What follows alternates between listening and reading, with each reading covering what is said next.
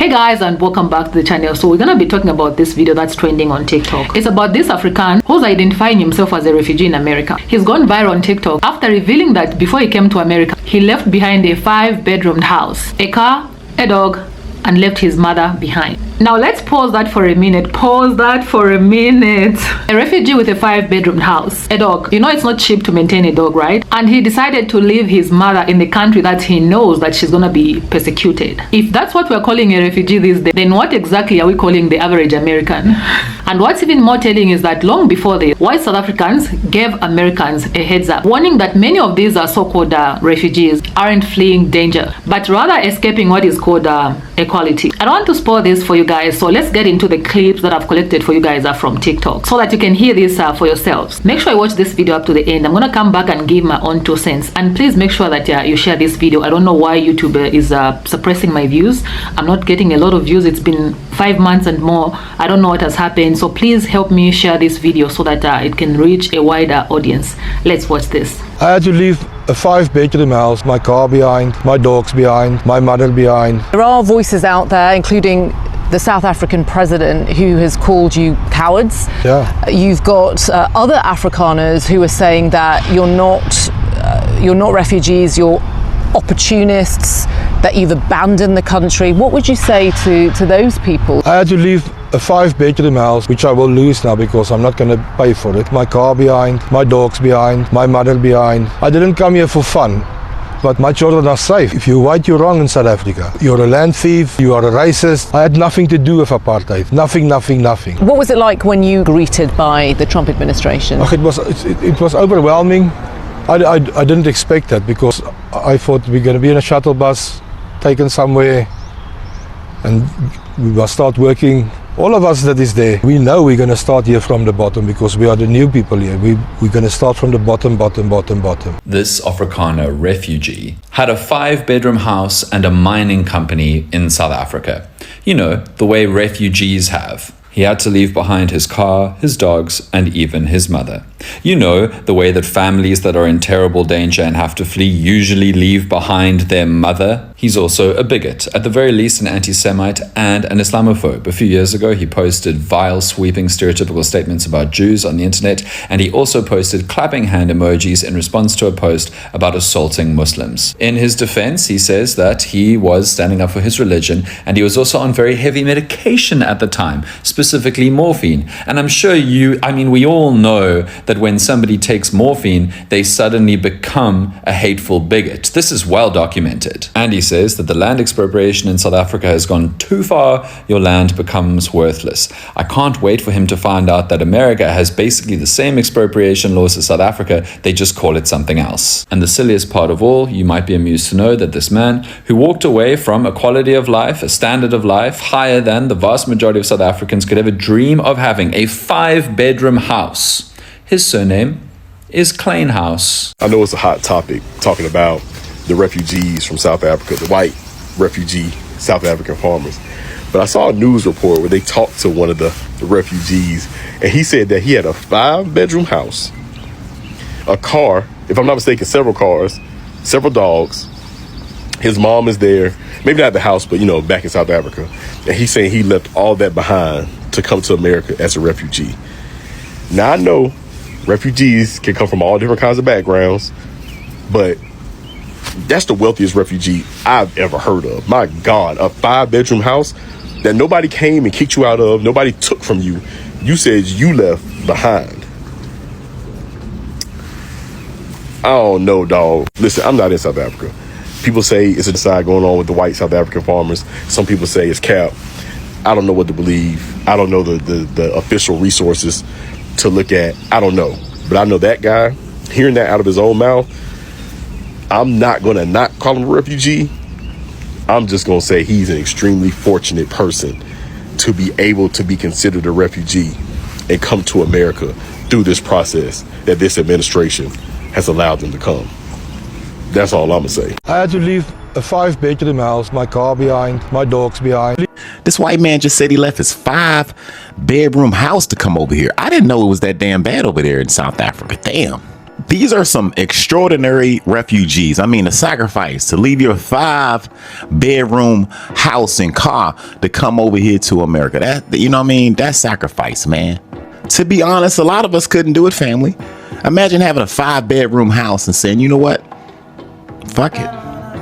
I'm going to go just leave it all. Because this ain't enough for me over here. To the 50 Afrikaners who fled to the US, calling themselves refugees, you are not refugees. You are just a case study of white flight dressed up as martyrdom. You're not escaping violence, you're escaping equality.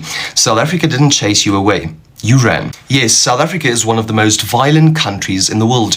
Yes, brutality exists. But let's be honest, violence affects all communities, not just white farmers. Black, colored, Indian, and yes, white people are all targets of a national crime crisis. What we have is a breakdown in safety, not a white side. This is not cleansing, it's criminal collapse, and running to the US won't fix it. You are part of a 7% minority, but somehow still manages to control over 70% of the wealth. That is not persecution, that's privilege on a guilt trip. And let's be real, if we tried to relocate just half of the Afrikaans population, it would take decades, billions in logistics, and you'd still end up culturally homeless in a country that don't want your apartheid baggage. You're not brave, you're not victims. You're scared of a world where you don't get to be in charge, and that makes the rest of the Afrikaans community cringe, because you make us look weak. South Africa is broken, and it's our problem to solve. So if you don't have the spine to do so,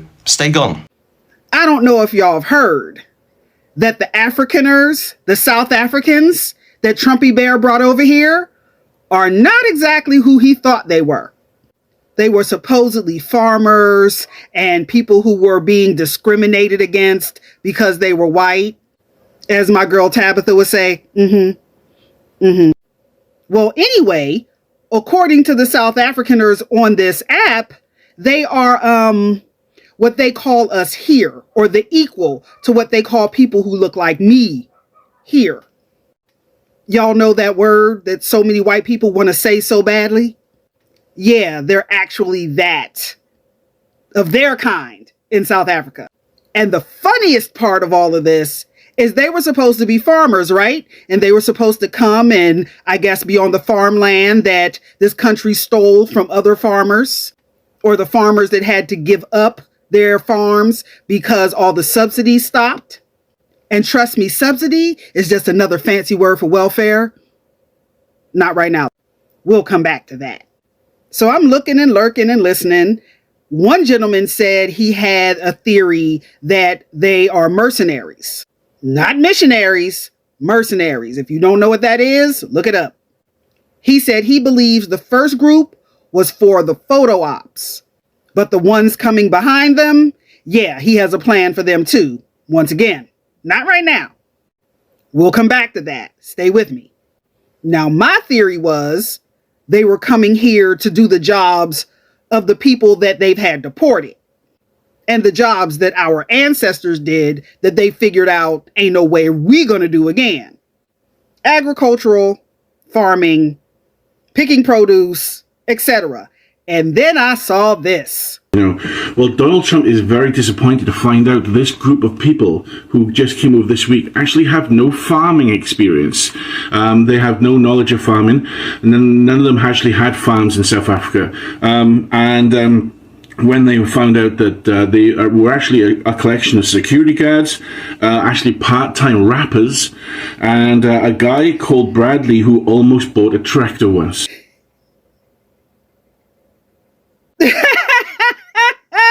Yo, they weren't even farmers. So I see that, and then maybe 10 seconds later, I look at the news, and I find out that his big, beautiful bill had been taken down by his own people. And then, of course, the best news of the day. One of the last and largest plantations burned to the ground. I keep telling y'all that karmic clock, that karmic clock, tick tock, tick tock, tick tock. Midnight comes soon. and they can't avoid it. So let's talk about this. Because if I'm being honest here, this South African refugee might just be the most fortunate refugee the world has ever seen. I mean, like, seriously. He left behind a 5-bedroomed house, a car, a dog, and his own mother.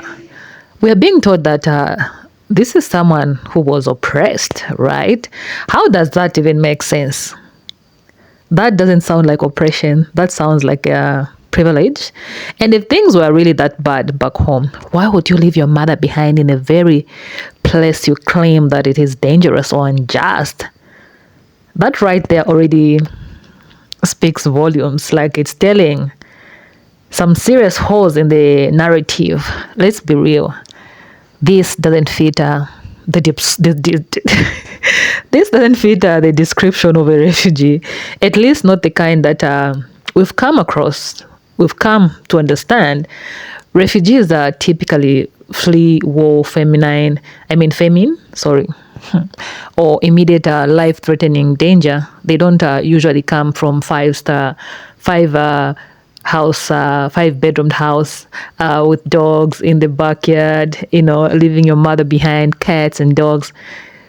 I don't want to say this part out loud, but the more I look into it, the more I start to believe what the white South African government is saying about these folks. The president of South Africa himself has been vocal. He's called them cowards, and maybe, just maybe, there's some more truth in that. There is some more truth, not maybe. Okay, I'm going to rephrase that. It's looking like they're running from, they're not running from persecution. They're running away from, what it seems, this is what they're running away from. They don't want to share their space, the power, and the wealth that they were so used to holding on to during apartheid. But now with the democratic government and the push for fairness, some of them are choosing to pack and leave and stay, rather than stay and adapt. They're doing it under the label of refugee in the United States. The guy probably thinks he made a huge sacrifice. You can see it in the way he talks about it, the low key, but it's like, it's there. Like, I gave it all up to come here. But was that really a sacrifice or just a strategic relocation? Anyway, the real test is coming. As everyone is saying, let's give them a few months, or years, and see how they adjust. The American system isn't exactly easy, and it doesn't make exceptions. The very freedom and equality they seem to be escaping will be staring them in the face. Even in the United States, where they've escaped to, only with less privilege and far more accountability. And speaking of accountability, what's this I'm hearing now about them not being farmers? Because I distinctly remember how people, including the boss, were vouching for their right to migrate based on claims that they were palm color farmers under attack. So what happens now that it turns out many aren't even farmers? What does that do to the whole justification? Anyway, that's to my 2 cents. But now I want to hear from you. Please drop your thoughts down in the comments. Was this refugee story inspiring, suspicious, or just confusing? Okay, let me know in the comments section down below. And thank you so much for watching, and please don't forget to like, share, subscribe. As I mentioned before, YouTube seems to be shadow banning content like this, so your support, you sharing this video, engaging in this video, will really push this video out there. So please do me that favor. Yeah, and I forgot to mention something. There's another video that I'm working on. It will be ready tomorrow. Anyway, let me just make this simple. This refugee thing going on in the US, this is just the beginning. So make sure that you've subscribed to this channel, and your notification bell is on, so that every time that I upload such videos, such content, you'll be the first one to be notified. Yeah, so there's an option there when you see next to subscribers. When you click on it, there's something that says like something like all. That's why you need to put you need to select that. Yeah, so once that is on, every time I upload a video, yeah, it will come, your notification will come on the screen. Yeah, so with that being said, yes guys, I'll definitely see you in my next video. Stay peaceful.